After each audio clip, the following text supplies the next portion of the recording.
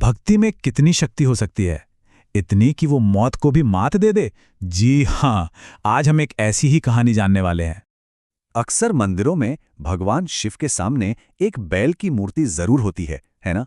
वो कौन है और क्यों हमेशा शिव की ओर देखते रहते हैं? बस इसी सवाल का जवाब छिपा है एक बहुत ही पुरानी कहानी में।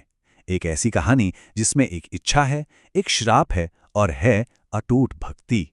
तो कहानी की शुरुआत किसी देवता से नहीं होती, बल्कि शिलाद नाम के एक ऋषि से होती है। और उनके दिल में ना एक बहुत बड़ी, एक बहुत गहरी इच्छा थी। शिलाद ऋषि ने पूरी जिंदगी ब्रह्मचर्य का पालन किया था और अब उन्हें यह चिंता सताने लगी थी कि उनके साथ ही उनका वंश भी खत्म हो जाएगा। तो उन्होंने फैसला किया कि वो देवताओं से एक बेटा मांगेंगे, लेकिन कोई ऐसा वैसा बेटा नहीं। उन्हें एक ऐसा बेटा चाहिए था जो अमर हो, जो कभी न मरे। तो देखिए, शिलाद का ये सफर इतना आसान नहीं था। सबसे पहले वो पहुंचे देवताओं के राजा इंद्र के पास, पर इंद्र ने साफ कह दिया कि भाई अमर संतान का वरदान देना मेरे बस में नहीं है। हाँ, उन्होंने शिलाद को एक रास्ता जरूर दिखाया। उन्होंने कहा कि सिर्फ एक ही देवता है जो ये इच्छा पूरी कर सकते हैं, और वो हैं भगवान शिव। बस फिर क्या था, शिलाद ने शुरू कर दी शिव को समर्पित अपनी सालों की कठोर तपस्या। और शिलाद की ये तपस्या रंग लाई। सालों बाद भगवान शिव उनकी भक्ति से प्रसन्न हुए और उन्होंने शिलाद की इच्छा पूरी की, और वो भी बड़े ही अनोखे अंदाज में। तो हुआ ये कि एक पवित्र यज्ञ की अग्नि के बीच से एक बालक प्रकट हुआ। ये कोई साधारण जन्म बिल्कुल नहीं था। वो बालक, वो तो खुद शिव का ही एक दिव्य अंश था। उनका नाम रखा गया नंदी। वो सिर्फ एक बेटा नहीं, बल्कि भगवान का दिया हुआ एक सीधा सीधा वरदान थे। और नंदी की बुद्धि का तो क्या ही कहना। जरा सोचिए, सिर्फ 5 साल की उम्र में उन्होंने वेद और सारे पवित्र ग्रंथ पढ़ लिए थे, उनमें महारत हासिल कर ली थी। 5 साल, ये तो ऐसी बात है जो बड़े बड़े विद्वानों के लिए भी नामुमकिन सी लगती है। सब कुछ बिल्कुल सही चल रहा था, पर यह खुशी ज्यादा दिन टिकने वाली नहीं थी, क्योंकि एक बहुत ही भयानक सच सामने आने वाला था। तो हुआ यूं कि जब नंदी 7 साल के हुए, तब 2 बड़े ही ज्ञानी ऋषि मित्र और वरुण उनके घर आए। उन्होंने शिलाद को तो लंबी उम्र का आशीर्वाद दिया, पर जैसे ही उनकी नजर नंदी पर पड़ी, वो बिना कुछ कहे ही वापस जाने लगे। और बस इसी चुप्पी में एक बहुत बुरे भविष्य का संकेत छुपा हुआ था। शिलाद ने उन्हें रोका, पूछा कि आखिर बात क्या है, और तब उन ऋषियों ने वो भयानक भविष्यवाणी की। उन्होंने कहा, हमें माफ करना, पर सच यही है कि इस बालक की आयु बहुत कम है। इसके पास अब सिर्फ 1 साल बचा है। ये सुनकर तो जैसे शिलाद पर पहाड़ टूट पड़ा। वो अपने बेटे के लिए दुख में पूरी तरह से डूब गए। लेकिन नंदी बिल्कुल नहीं रोए, बल्कि उन्होंने बड़े ही विश्वास से कहा कि जिन्होंने मुझे बनाया है, यानी भगवान शिव, वही मेरी रक्षा भी करेंगे। देखिए, पिता और पुत्र के जवाब में कितना बड़ा फर्क था। अब नंदी अपनी किस्मत को यूं ही स्वीकार करने वालों में से नहीं थे। उस छोटे से बालक ने फैसला किया कि वो ये मामला अपने हाथों में लेंगे, और उन्होंने वही रास्ता चुना जो उनके पिता ने दिखाया था।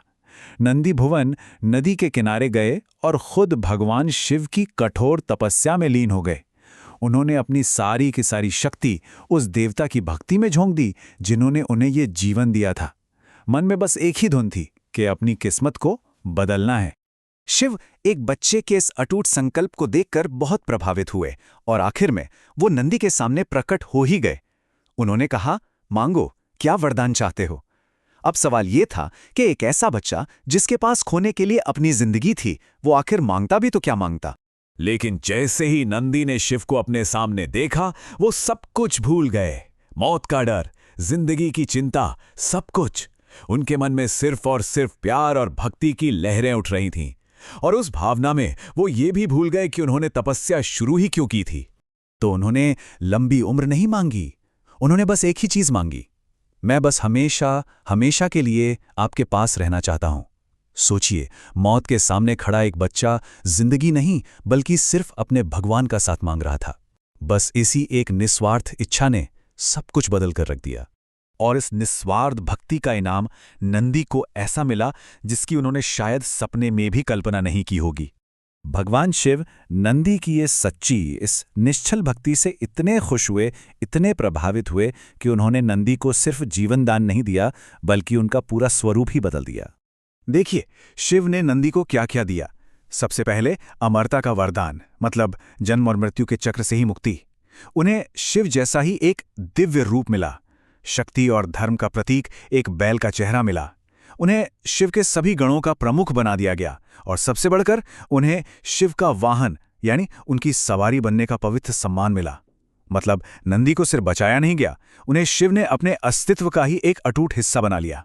ये जो वाहन की भूमिका है ना, यही नंदी की पूरी कहानी और उनकी विरासत को समझने की चाबी है। और यही वजह है कि आज भी मंदिरों में नंदी की मूर्ति हमेशा शिवजी के ठीक सामने होती है। वो हमेशा अपने प्रभु को ही निहारते रहते हैं। ये सिर्फ एक पत्थर की मूर्ति नहीं, बल्कि उनकी अटूट भक्ति और उनके ध्यान का जीता जागता सबूत है। और एक और दिलचस्प बात है, कहते हैं कि शिव जी तो अक्सर गहरे ध्यान में रहते हैं, है ना? तो अगर अपनी कोई बात उन तक पहुंचानी हो तो उसे धीरे से नंदी के कान में कह दिया जाता है। यह माना जाता है कि नंदी उस संदेश को सीधे अपने भगवान तक पहुंचा देते हैं। इस तरह वो भक्त और भगवान के बीच एक पवित्र पुल का काम करते हैं। तो सवाल ये उठता है कि अगर भक्ति में इतनी शक्ति है कि वो भाग्य को भी बदल सकती है, तो फिर विश्वास की ताकत के बारे में ये कहानी हमें क्या सिखाती है? ये एक बहुत गहरा सवाल है, और इसका जवाब शायद इसी शक्तिशाली कहानी में छिपा